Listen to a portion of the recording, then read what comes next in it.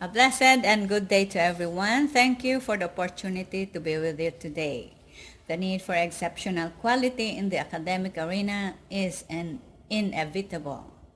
Thus, our endeavor for accreditation. Today, may I be honored to discuss to you the AACCUP accreditation instruments. First of all, let me guide you through the formulation of accreditation instruments. CHED-initiated outcomes-based quality assurance system from the CMO 46 was the basis of AACCUP in the formulation of the accreditation instruments. Tapping the services of AACCUP officials and senior accreditors, academic program specialists, the AACCUP pool of institutional accreditors, and international experts, the following sequence of steps was pursued last September 30, 2015. First, the formulation of AACCUP QA framework aligned to CHED by top AACCUP officials. Preparation of the master survey by top AACCUP officials and a pool of senior accreditors. Preparation of the outcomes-based program accreditation instruments by 42 curricular program specialists. The review of the draft outcomes-based program accreditation instruments by a small group of senior accreditors. Review in a national workshop of the draft instruments.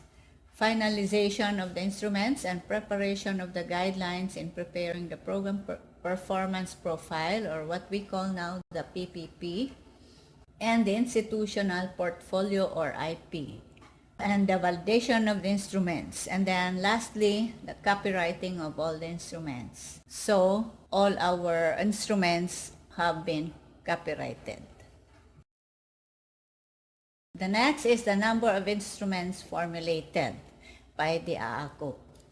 First of all is 1 instrument for institutional accreditation, 42 instruments and 42 program accreditation, 1 guideline in preparing the outcomes-based program performance profile, and 1 guideline in preparing the institutional portfolio. AACCUP instruments were also aligned to CHED policies. CHED policy on quality or as exceptional, that is the uniqueness of the program, exceeding very high standard as against quality, as fitness of purpose, and or developing a culture of quality. So accreditation is not only for common standards, but those are for exceptionally high standards, and also for the program or the institution to develop the culture of quality. Another alignment is based on the quality assurance as measurement, which considers inputs and processes as important. Thus, the AACCUP measurement quality of programs and institutions include the system, which discusses the inputs and processes of the program to be accredited. Next is the implementation, or the process also, wherein the output of the inputs will be seen. And lastly, what are the outcomes from the inputs and the implementation? You can also note that the AACCUP evaluation gives premium to best practices. Thus, any program under accreditation can include their best practices, and it will be noted by the accreditors as plus factors. For the areas or the key result areas in all program accreditation instruments, we have 10 areas. First, BMGO, faculty, curriculum, support to students, research, extension, and community involvement, library, physical plant and facilities, Area 9, laboratories, and the last area, or Area 10, administration. Under each area, we have the area indicators and parameters. So example is the area on faculty, wherein we have parameter A, the academic qualifications and professional experience. This is a sample wherein you can put under the system, you have the inputs and the processes, how the qualifications and professional experiences of the faculty have been implemented. So this will also include the educational background as input, ranks of the faculty, and then for the outcomes, how are they now, how many faculty are now professors, assistant professors, or whatever in their positions. For parameter B, recruitment and selection orientation, this in the system, what are our evidences for recruitment, selection, and orientation, and the outcomes, the hiring, how many are hired, which adhere to the institutional recruitment policies. The institutional accreditation, which QSU may opt to apply as one, we have 9 areas. So for area 1, we have governance and management. Area 2, teaching, learning, and evaluation. Area 3, faculty and staff. Area 4, research. Area 5, extension, consultancy, and linkages. Area 6, support students. Area 7, library. Area 8, infrastructure and other learning resources. And Area 9, quality assurance culture.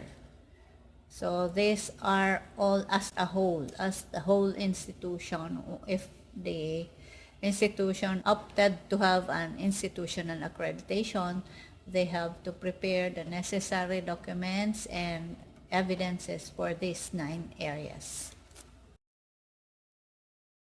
The survey instrument are program specific. So these are tools used to guide the accreditors for rating. It consists of 10 area criteria and benchmark statements under each criteria. The benchmark statements are specific standards based on specific policies and practices. The survey instrument has provision for rating of each benchmark statement, section mean, and the area mean. Area means are summarized for computing the grand mean using weighted average, which will be discussed by the next speaker on rating system. We have here an example of the survey instrument under Area 9 laboratories. So for laboratories, we have 4 parameters. The first parameter is on laboratory shops facilities. For all these things here under the system inputs and processes, we have the different areas to be considered. So the institution or the program should prepare the things mentioned under this parameter. So for the system inputs and processes, the laboratory conforms with acceptable standards. So the program should prepare the RA 6541 copy for the Code on Building or Sanitation of the Philippines. Then for the lighting, room lightings conform to the standard. You may also provide pictures of the fluorescent bulbs relative to the size of the room. So evidences are needed in here. Laboratories are properly lighted and ventilated. So we need something to be seen here, either a video of the laboratories which are lighted or well ventilated. Another is each laboratory room has at least 2 exit doors that open outward. So it should be slightly open, so an evidence wherein the doors of the exit and the entrance are seen. For the appropriate laboratories for instructional needs, with information and communication institution facilities and licensed statistical software for analysis of data. It could be a list and pictures of the licenses and facilities involved. There is a computer laboratory, so there should be a picture of the 15 or more usable computer units and printers and speech laboratory if the need is there or if applicable with at least 20 cubicles. For the implementation on laboratories, we have different areas. So more or less, all these things should be provided by the program involved under their laboratory. So the instruments will be provided, I think they were already provided during our initial accreditation periods.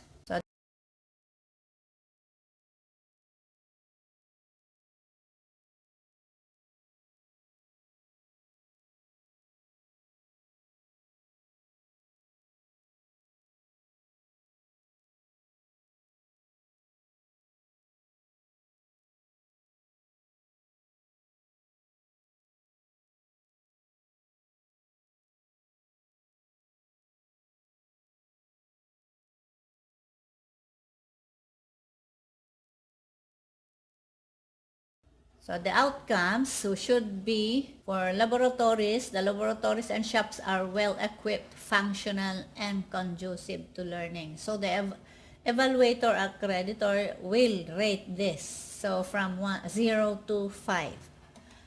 And of course, the next parameter is on equipment and supplies. The third is maintenance, and fourth is the special provisions. So this is just a one set of the sample survey instrument on laboratories. For the areas evaluated in the context of some parameters, we have the following.